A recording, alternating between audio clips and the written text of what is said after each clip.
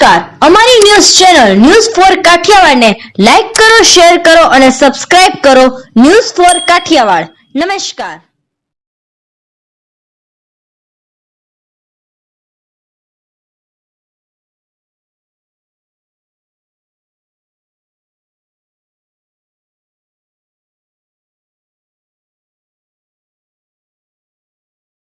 જૂનાગઢમાં ભગવાન જગન્નાથજીની રથયાત્રાને લઈને પોલીસે રથયાત્રા રૂટ પરનું ફ્લેગ માર્ચ યોજી નિરીક્ષણ કર્યું.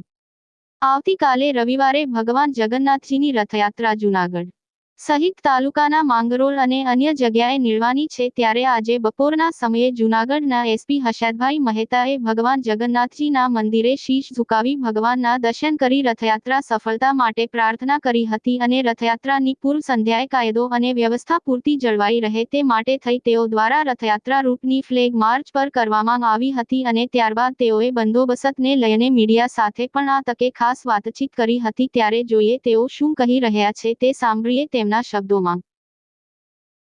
સંવેદનશીલ છે ત્યાં પણ ધાબા પોઈન્ટ રાખવામાં આવ્યા છે. આજે રાત્રે અને આવતીકાલે સવારે પણ રથયાત્રાના પૂર્વ સંદર્ભે ધાબાનું ચેકિંગ પણ કરવામાં આવી રહ્યું છે.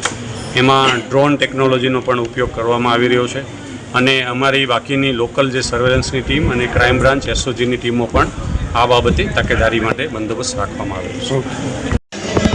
આવતીકાલે અષાઢી બીજ નિમિત્તે જૂનાગઢ શહેરમાં ને જૂનાગઢ જિલ્લામાં માંગરોળ સહિત અન્ય ટાઉનમાં પણ જગન્નાથજીની રથયાત્રા નીકળવાની છે.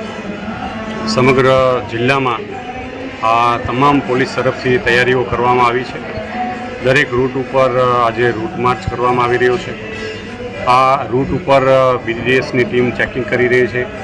સાથે સાથે અમારી ગર્વ અને ક્યુઆરટીની ટીમ એ તૈનાત રહેશે અને આ બંદોબસ્ત છે એના લોકલ ડીવાયએસપી શ્રી અને એમની સાથે મળીને સમગ્ર જિલ્લાનો જે બંદોબસ્ત છે એ લગભગ 1200થી વધારે પોલીસ છે એ કાલે તૈનાત રહેશે.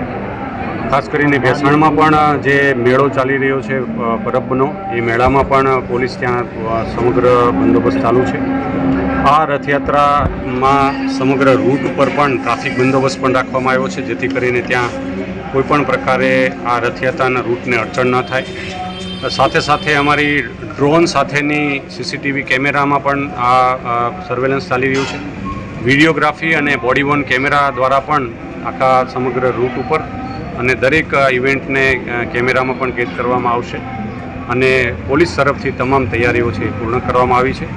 લોકોને પણ એક અપીલ છે કે આપ પણ જ્યાં પણ આવતીકાલના જે તહેવાર સમગ્ર જિલ્લામાં આપ માણી રહ્યા છો, ઉજવી રહ્યા છો શ્રદ્ધા સાથે, ભક્તિ સાથે, તો શિસ્તબદ્ધ રીતે આનંદ ઉલ્લાસ સાથે અને જ્યાં જ્યાં કોઈ પણ અન્ય એવા લોકોને, મહિલાઓ, બાળકો કે ભાગદોડ ન થાય એના માટેની તમામ તકેદારી રાખે.